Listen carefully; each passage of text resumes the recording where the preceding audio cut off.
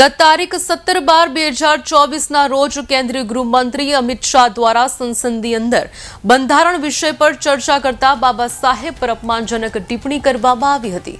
ત્યારે અપમાનજનક ટિપ્પણીના મામલે કેન્દ્રીય ગૃહમંત્રી અમિત શાહ માફી માંગે તેવી માંગ સાથે સિનોર તાલુકા સેવા સદન કચેરી ખાતે મૂળ નિવાસી એકતા મંચના અધ્યક્ષની આગેવાનીમાં અલગ અલગ સંગઠનો દ્વારા આવેદનપત્ર પાઠવવામાં આવ્યું હતું, જેમાં કેન્દ્રીય ગૃહમંત્રી અમિત શાહ માફી માંગે તેમજ ઝઘડિયા અને મહારાષ્ટ્રમાં બનેલ ઘટનાના આરોપી સામે કાયદેસરની કાર્યવાહી કરવા સહિતના અલગ અલગ મુદ્દાઓનો ઉલ્લેખ કરવામાં આવ્યો છે।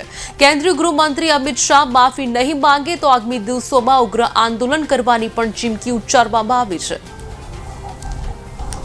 આજે ભીમા કોરેગાંવના દિવસે શૌર્ય દિન તરીકે ઉજવવામાં આવે છે। આજ રોજ સિનોર ખાતે સિનોર સમસ્ત બહુજન સમાજ एक साथ भेगा थई विविध संगठनों भेगा थई आज रोज मामलतदार साहेब ने आवेदनपत्र पाठवવામાં આવ્યું છે। आवेदनपत्રમાં અમારી મુખ્યત્વે માંગણી જે છે કે 17/12/2024 ના રોજ દેશના ગૃહમંત્રી અમિત શાહે સંસદની અંદર બંધારણ વિષય પર ચર્ચા કરતા બાબા સાહેબ વિશે અભદ્ર ટિપ્પણી કરી છે અને ટિપ્પણીને સખત શબ્દોમાં વખોડી નાખી છે।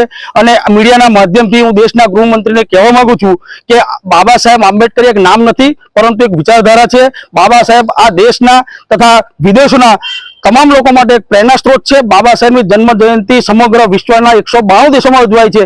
बाबा साहेब आ देश ने विश्व सौथी सुंदर बंधारण आपेलू है, तारे एवा महामानव विरुद्ध अमित शाहे जे टिप्पणी करी है एने चक्कर शब्दों वखरी नाखीए छीए अने अमे आज रोज मामलतदार साहेब माध्यम थी देश गृहमंत्री ने सवा शेर छूट मोकली है।